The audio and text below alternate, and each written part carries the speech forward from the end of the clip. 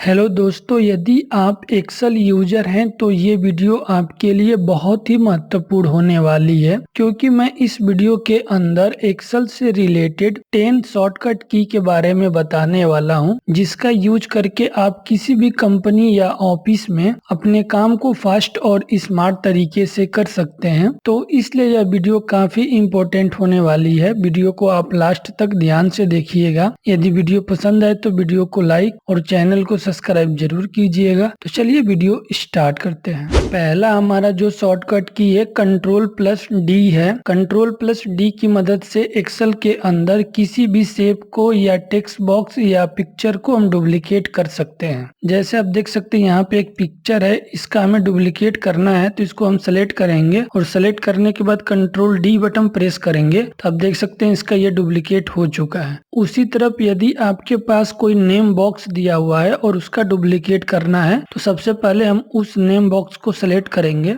और सेलेक्ट करने के बाद Ctrl+D प्रेस करेंगे तो आप देखिए उसका डुप्लीकेट हो रहा है। यदि आपके पास शेप है उसका भी आप डुप्लीकेट करना चाहते हैं, इसको सेलेक्ट करने के बाद Ctrl+D बटन प्रेस करेंगे तो उसका देखिए डुप्लीकेट यहाँ पे हो जा रहा है। अगला हमारा जो शॉर्टकट की है Ctrl+tilde बटन है। ये जो आपको टिल्डे बटन दिखाई दे रहा है, कीबोर्ड के अंदर जो 1 बटन होता है उसके जस्ट लेफ्ट साइड में ये बटन आपको दिखाई देगा। Ctrl+tilde बटन की मदद से हम एक्सेल शीट के अंदर हम देख सकते हैं कि कौन सा फॉर्मूला अप्लाई हुआ है। जैसे आप देख सकते हैं यहाँ पे एक स्टूडेंट मार्कशीट बना हुआ है। यदि हमें ये देखना है कि इस मार्कशीट को बनाते समय इसके अंदर कौन कौन से फॉर्मूला अप्लाई हुआ है, तो उस कंडीशन पे हम क्या करेंगे कि इस मार्कशीट के अंदर कहीं भी क्लिक करेंगे और उसके बाद कंट्रोल के साथ टिल्ड बटन प्रेस करेंगे तो आप देख सकते हैं इस मार्कशीट के अंदर जितने भी फॉर्मूला लगे हुए हैं वो शो कर रहा है। जैसे आप देख सकते हैं टोटल के लिए सम फॉर्मूला का यूज किया गया है, पास और फेल के लिए देखिए इफ फॉर्मूला का यूज किया गया है। उसी तरफ देखिए यहाँ पे एवरेज निकालने के लिए एवरेज फॉर्मूला का यूज किया गया है। मतलब आप Ctrl+tilde बटन की मदद से अपने डेटा के अंदर फॉर्मूला को डायरेक्ट देख सकते हैं। यदि आप इस फॉर्मूला को हाइड करना चाहते हैं तो कंट्रोल के साथ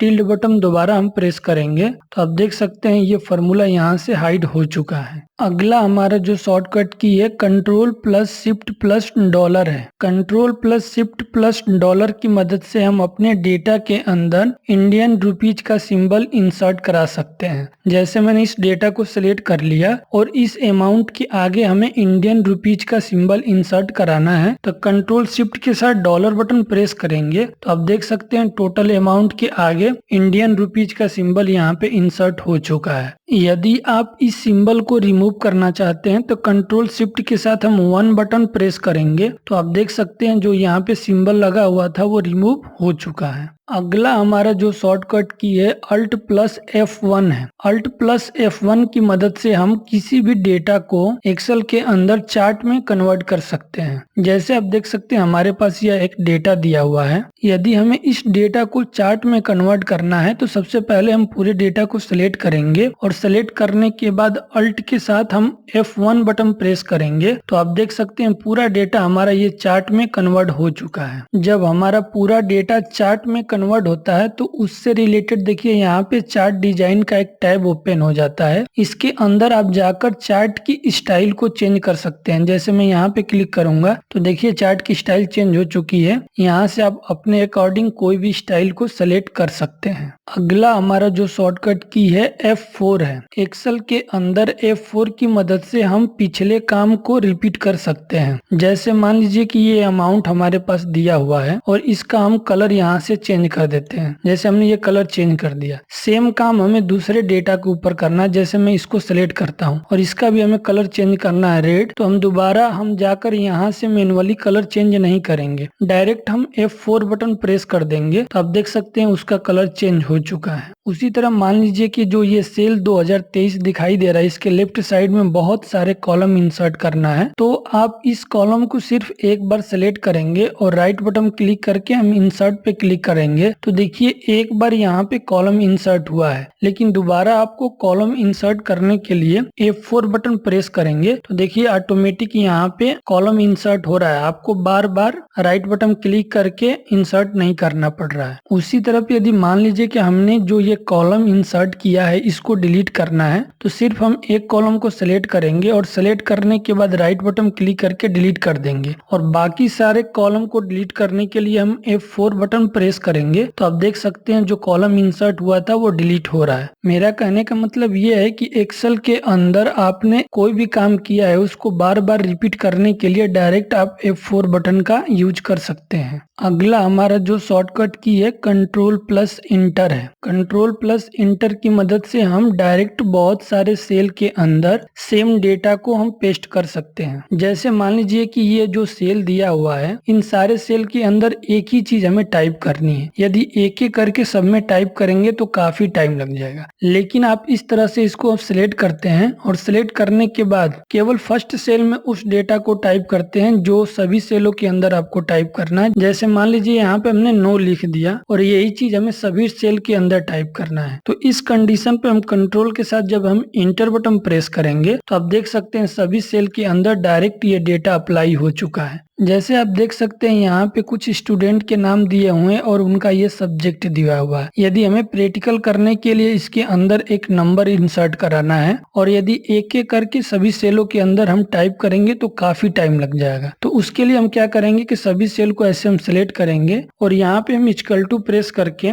रैंड बिटवीन लिखेंगे। यहाँ पे हम रैंड बिटवीन टाइप करने के बाद टाइप बटन प्रेस करेंगे। उसके बाद जो मिनिमम वैल्यू है इसको टाइप करेंगे। मिनिमम वैल्यू में हम 35 ले लेते हैं। उसके बाद हम कॉमा लगाएंगे और मैक्सिमम वैल्यू हम 99 ले लेते हैं। उसके बाद हम ब्रैकेट को क्लोज करके इंटर बटन प्रेस करेंगे तो सिर्फ एक सेल के अंदर ये डेटा फिल होगा। लेकिन यदि हम कंट्रोल के साथ इंटर बटन प्रेस करेंगे तो आप देख सकते हैं पूरे सेल के अंदर डेटा ऑटोमेटिक यहाँ पे फिल हो चुका है। लेकिन आप ये देख सकते हैं कि किसी भी हम सेल पे क्लिक कर रहे हैं तो फॉर्मूला बार में देखिए फॉर्मूला शो कर रहा है, ना कि वैल्यू शो कर रहा है। यदि इस सेल के अंदर जो फॉर्मूला अप्लाई हुआ है इसको वैल्यू में कन्वर्ट करना है तो इसके लिए पहले हम कंट्रोल सी से इसको हम कॉपी करेंगे और फिर राइट बटन क्लिक करके पेस्ट स्पेशल पे हम क्लिक करेंगे और उसके बाद यहाँ से हम वैल्यू को सिलेक्ट कर लेंगे और उसके बाद हम ओके पे क्लिक कर देंगे। तो अब आप देख सकते हैं जो हमारा डेटा है ये वैल्यू में कन्वर्ट हो चुका है। अब हम किसी भी सेल के ऊपर क्लिक करेंगे तो देखिए यहाँ पे फॉर्मूला नहीं शो कर रहा है, वो वैल्यू शो कर रहा है। मेरा कहने का मतलब ये है कि कंट्रोल प्लस ई की मदद से एक्सेल के अंदर यदि आपने कोई भी सेल सेलेक्ट किया है एक से अधिक और सेम चीज आपको अप्लाई करनी है या सेम चीज आपको डेटा फिल करना है तो उस कंडीशन पे हम कंट्रोल के साथ इंटर बटन प्रेस करेंगे तो सारे सेल के अंदर वो अप्लाई या फिल हो जाएगा। अगला हमारा जो शॉर्टकट की है कंट्रोल के साथ प्लस बटन और कंट्रोल के साथ माइनस बटन। तो चलिए इन दोनों शॉर्टकट की के बारे में जान लेते हैं। इन दोनों शॉर्टकट की का यूज एक्सेल के अंदर रो और कॉलम को इंसर्ट और डिलीट करने के लिए होता है। जैसे मान लीजिए कि ये हिंदी और इंग्लिश लिखा हुआ है, इन दोनों के बीच में यदि हमें कॉलम इंसर्ट करना है तो जो इंग्लिश वाला ये जो कॉलम दिखाई दे रहा है इस कॉलम के अंदर हम किसी भी सेल पे क्लिक करेंगे और क्लिक करने के बाद कंट्रोल के साथ हम प्लस बटन प्रेस करेंगे तो देखिए यहाँ पे इंसर्ट का एक डायलॉग बॉक्स ओपन हो जाएगा। उसके बाद यदि हमें कॉलम इंसर्ट करना है तो सबसे नीचे देखिए यहाँ पे इंटायर कॉलम का ऑप्शन दिखाई दे रहा है, इसको हम सेलेक्ट करेंगे। उसके बाद हम ओके पे क्लिक कर देंगे तो आप देख सकते हैं हिंदी और इंग्लिश के बीच में एक कॉलम इंसर्ट हो चुका है। उसी तरह यदि हमें किन्हीं दो रो के बीच में एक रो इंसर्ट करना है, जैसे मान लीजिए ये पूजा लिखा हुआ है, इस रो के ऊपर हमें एक रो इंसर्ट करना है, मतलब रोहित और पूजा के बीच में हमें एक रो इंसर्ट करना है। तो उस कंडीशन पे हम ये जो पूजा वाला रो दिखाई दे रहा है इसके अंदर हम किसी भी सेल पे क्लिक करेंगे और क्लिक करने के बाद कंट्रोल के साथ हम प्लस बटन प्रेस करेंगे तो इंसर्ट का डायलॉग बॉक्स ओपन हो जाएगा। उसके बाद यहाँ पे देखिए ऑप्शन दिया है थर्ड पे इंटायर रो का, इसको हम सेलेक्ट करेंगे और सेलेक्ट करने के बाद हम ओके पे क्लिक करेंगे तो आप देख सकते हैं रोहित और पूजा के बीच में यहाँ पे एक रो इंसर्ट हो चुका है। यदि आप किसी भी रो और कॉलम को डिलीट करना चाहते हैं तो उस कंडीशन पे हम कंट्रोल के साथ माइनस बटन प्रेस करते हैं। जैसे आप देख सकते हैं हिंदी और इंग्लिश के बीच में जो कॉलम इंसर्ट हुआ है, यदि आप इसको डिलीट करना चाहते हैं तो इस कॉलम के अंदर हम कहीं भी किसी भी सेल के अंदर क्लिक करेंगे और क्लिक करने के बाद कंट्रोल के साथ साथ माइनस बटन प्रेस करेंगे तो देखिए डिलीट का डायलॉग बॉक्स ओपन हो जाएगा। उसके बाद हम इंटायर कॉलम पे क्लिक करके ओके पे क्लिक करेंगे तो आप देख सकते हैं हिंदी और इंग्लिश के बीच में जो कॉलम इंसर्ट था वो डिलीट यहाँ से हो चुका है। उसी तरफ यदि आपको इस रो को डिलीट करना है तो इस रो के अंदर किसी भी सेल में हम क्लिक करेंगे और क्लिक करने के बाद कंट्रोल के साथ हम माइनस बटन प्रेस करेंगे तो डिलीट का देखिए ये बॉक्स ओपन हो जाएगा। उसके बाद इंटायर रो पे हम क्लिक कर देंगे और उसके बाद हम ओके पे क्लिक करेंगे तो देख सकते हैं जो रोहित और पूजा के बीच में जो रो इंसर्ट हुआ था वो यहाँ से प्रॉपर तरीके से डिलीट हो चुका है। तो मेरा कहने का मतलब ये है कि एक्सेल के अंदर रो और कॉलम को इंसर्ट और डिलीट करने के लिए कंट्रोल के साथ आप प्लस और कंट्रोल के साथ माइनस बटन का यूज कर सकते हैं। अगला हमारा जो शॉर्टकट की है अल्ट प्लस इजकल टू है। अल्ट प्लस इजकल टू की मदद से एक्सेल के अंदर हम डायरेक्ट किसी भी डेटा को ऐड कर सकते हैं, मतलब जोड़ सकते हैं। जैसे आप देख सकते हैं यहाँ पे स्टूडेंट का नाम दिया हुआ है और उनका यहाँ पे सब्जेक्ट दिया हुआ है। यदि सारे सब्जेक्ट का नंबर हमें टोटल करना है तो हमें उस सेल को सिलेक्ट करना पड़ेगा जिसके अंदर हमें टोटल करना है। जैसे हमने इस सेल को सिलेक्ट कर लिया और सिलेक्ट करने के बाद अल्ट के साथ इजकल टू बटन प्रेस करेंगे तो ये देखिए ऑटोमेटिक पूरा डेटा ये सेलेक्ट कर लिया। उसके बाद हम इंटर बटन प्रेस कर देंगे तो देखिए इसका टोटल हो चुका है।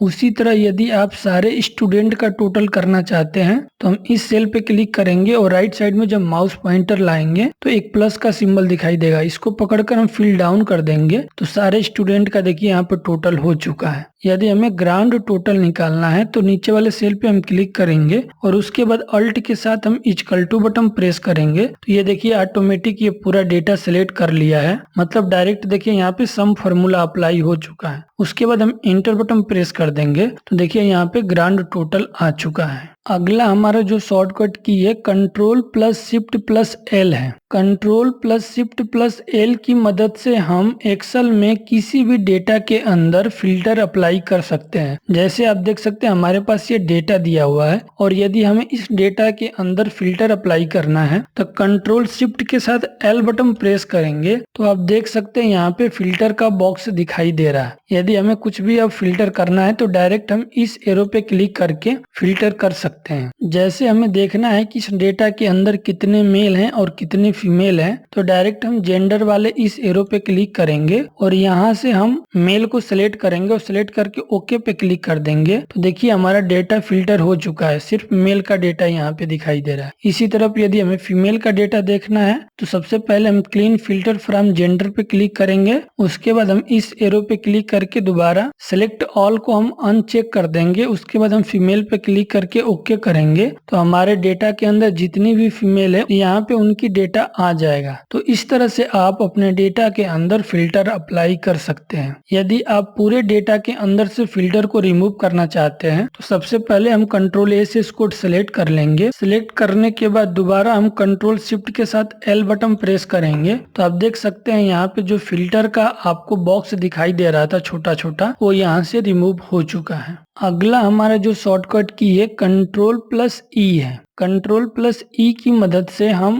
किसी भी डेटा को हम अलग अलग कर सकते हैं। जैसे कि आप देख सकते हैं यहाँ पे फुल नेम लिखा हुआ है। यदि आपको फर्स्ट नेम और लास्ट नेम अलग अलग करना है तो उस कंडीशन पे आप सबसे पहले इस फुल नेम में से फर्स्ट नेम यहाँ पे टाइप करेंगे। टाइप करने के बाद हम इंटर बटन प्रेस कर देंगे। उसके बाद इसको हम सेलेक्ट करेंगे और सेलेक्ट करने के बाद कंट्रोल के साथ ई बटन प्रेस करेंगे तो फुल नेम के अंदर से जितने भी फर्स्ट नेम है वो देखिए यहाँ पे आ चुका है। उसी तरफ यदि हमें लास्ट नंबर अलग करना है तो फुल नेम के अंदर जो नाम लिखा हुआ है उसका हम लास्ट नाम यहाँ पे लिखेंगे। जैसे यहाँ पे सिंह है तो यहाँ पे हम सिंह लिखेंगे और लिखने के बाद हम इंटर बटन प्रेस करेंगे। उसके बाद इसको सेलेक्ट करके कंट्रोल के साथ हम ई बटन प्रेस कर देंगे तो आप देख सकते हैं जो फुल नेम लिखा हुआ है इसमें से लास्ट नेम यहाँ पे बाहर आ चुका है। उसी तरफ मान लीजिए कि आपके पास बहुत सारे ऐसे ईमेल आईडी दिया हुआ है और यदि आपको बोल दिया जाए कि इसमें से जो gmail.com लिखा हुआ है इसको आप अलग कीजिए, @ से पहले जो डेटा लिखा हुआ है इसको अलग कीजिए,